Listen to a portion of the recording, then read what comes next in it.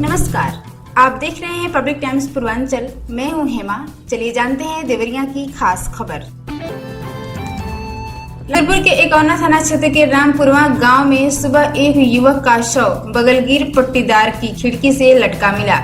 युवक के गले में गमछा का फंदा लगा था। राहगीर दीवार के पीछे युवक को फंदे से लटका देख पुलिस और परिवार वालों को सूचना दिए। मौके पर पहुंची पुलिस ने शव को उतरवाया। परिवार वालों ने युवक की हत्या की आशंका जताई है। जानकारी के अनुसार रामपुरवा निवासी 24 वर्षीय शेरू का बगल में ज्ञानेंद्र प्रसाद का मकान है। ज्ञानेंद्र के मकान के पीछे खिड़की के छड़ में कपड़े से फंदा लटका शव लटक रहा था। ग्रामीणों के अनुसार सुबह 4 बजे गांव के लोग शौच आदि के लिए निकले तो शव देखकर भौचक्का रह गए। उन्होंने पुलिस को सूचना दी। शव की पहचान बगल के शेरू प्रसाद के रूप में हुई। सूचना पर पहुंची एकौना पुलिस ने शव को कब्जे में लेकर अग्रिम कार्रवाई की। शेरू बेंगलुरु में रहकर मजदूरी करता था। कुछ दिन पहले ही घर आया था। खुखोनू थाना क्षेत्र के एक गांव में नाबालिग बेटी का अपने प्रेमी से 2 लाख रुपए में सौदा करने वाली आरोपी मां के मामले में पुलिस ने किशोरी का मेडिकल परीक्षण करवाया। उसका मजिस्ट्रेट के सामने आज बयान होगा। बता दें कि बरस थाना क्षेत्र के एक गांव की महिला खुखुंदू थाना क्षेत्र के एक गांव में मायके में रहती है। उसका पति विदेश है। बेटा और बेटी माँ के साथ रहते थे।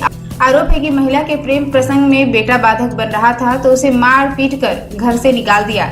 कई बार किशोरी से बात करने का प्रयास किया गया लेकिन उससे बात नहीं हो पाई। किशोरी की बुआ और उसकी मां मिलकर उसे मार सकती हैं। पुलिस बुआ के घर से किशोरी को मेडिकल कराने देवरिया ले गई। मेडिकल के बाद उसे फिर बुआ के घर छोड़ दिया गया। इंस्पेक्टर कल्याण सिंह सागर का कहना है कि किशोरी का मेडिकल कराया गया है। शनिवार को उसका मजिस्ट्रेट के सामने बयान होगा। भलौरी थाने से एक आरोपी शौच के बहाने पुलिस को चकमा देकर भाग गया था। इससे पुलिस सख्ते में आ गई। 24 घंटे के अंदर पुलिस ने उसे गांव के चौराहे से दबोच लिया। आरोपी अभिषेक को किसी मामले में पुलिस ने रात में थाने ले गई थी। जानकारी के अनुसार बरौली निवासी अभिषेक को पुलिस थाने लाई थी। बताया जा रहा है कि सुबह शौच के लिए उसे लॉकअप से निकाला गया था। इसी बीच अभिषेक पुलिस को चकमा देकर भाग गया।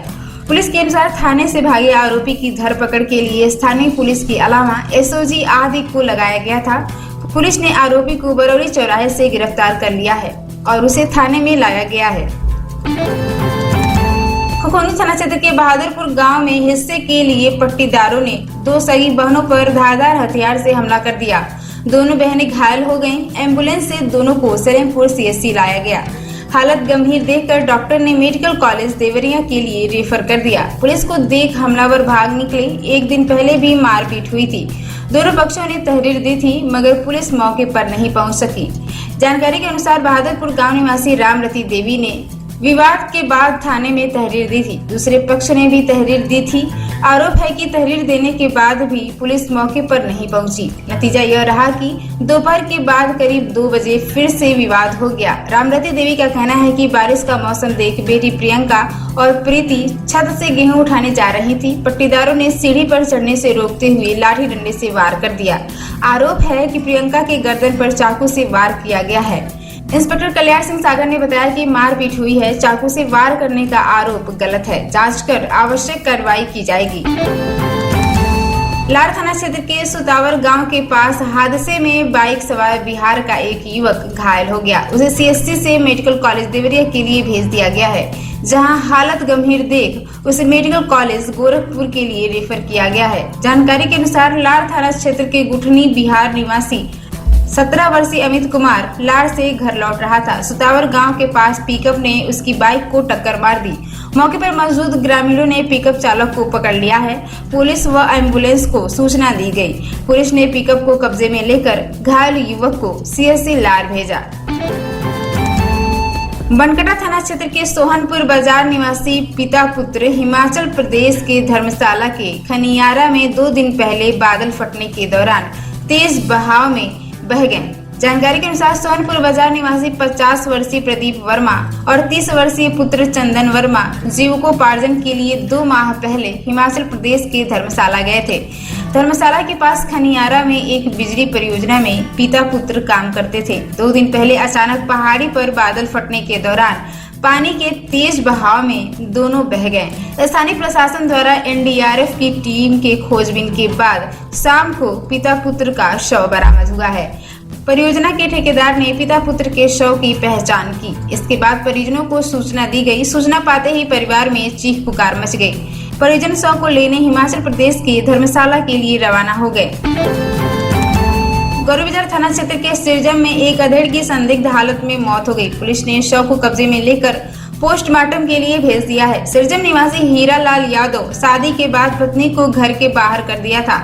वह 4 भाइयों में तीसरे नंबर का था। परिजनों के अनुसार उनका अपना कोई नहीं था। प्रतिदिन की भांति बड़े भाई के यहाँ भोजन कर घर से कुछ ही दूरी पर अपने जमीन में निर्माणाधीन मंदिर में रात को सोने चले गए। सुबह काफी देर बाद जब वह घर नहीं पहुँचे तो बड़े भाई लाल बहादुर यादव को कुछ शंका हुआ। वह मंदिर पर पहुँचे तो बिस्तर पर भाई के शव देख रोने लगे। लोगों की भीड़ भी जुटने लगी। इसी बीच परिजनों ने इसकी सूचना पुलिस को दी। थानाध्यक्ष नंदा प्रसाद फोर्स के साथ पहुंचकर शव को पोस्टमार्टम के लिए भेज दिए हैं। बरहज के मदनपुर थाना क्षेत्र के मोहरा गांव स्थित राप्ती नदी में संदिग्ध हालत में एक बाइक मिली है। पुलिस बाइक को कब्जे में लेकर थाने चली गई। नदी में मिली बाइक मई माह में चोरी होने की बात कही जा रही है। मेहरा गांव स्थित नदी तट पर एक शव का दाह संस्कार किया जा रहा था। इस दौरान कुछ लोग नदी में स्नान कर रहे थे। नदी में एक शख्स के पैर से बाइक टकराई। लोग शोर मचाने लगे। किसी ने इसकी सूचना पुलिस को दी। मौके पर पहुंची पुलिस ने स्थानीय लोगों की मदद से बाइक को नदी से निकलवाया। इंस्पेक्टर मदनपुर अनिल कुमार ने बताया कि राप्ती नदी में मिली बाइक गौरी बाजार थाना क्षेत्र के लघा ढेला निवासी अजीत की है।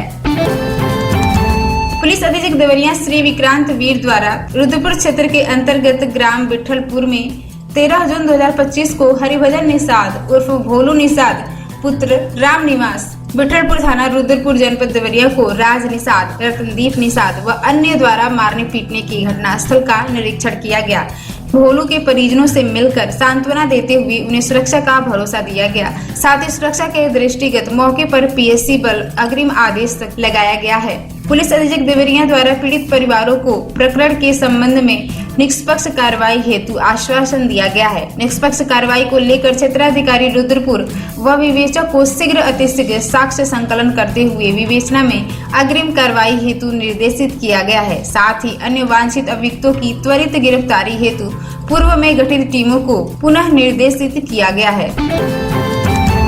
आम जनता की समस्याओं को प्रभावी, पारदर्शी एवं व्यवस्थित रूप से सुनने तथा उनका त्वरित निस्तारण सुनिश्चित करने के उद्देश्य से पुलिस अधीक्षक देवरिया श्री विक्रांत वीर द्वारा कार्यालय में पीली पर्ची के तहत जन सुनवाई की व्यवस्था प्रारंभ की गई है। इस प्रणाली के अंतर्गत प्रत्येक कार्य दिवस पर जन सुनवाई के लिए समस्त थानों, क्षेत्राधिकारी कार्यालय, अपर पुलिस अधीक्षक कार्यालय एवं पुलिस अधीक्षक कार्यालय आने वाले फरियादियों को निर्धारित संख्या में पीली पर्ची प्रदान किए जा रहे हैं।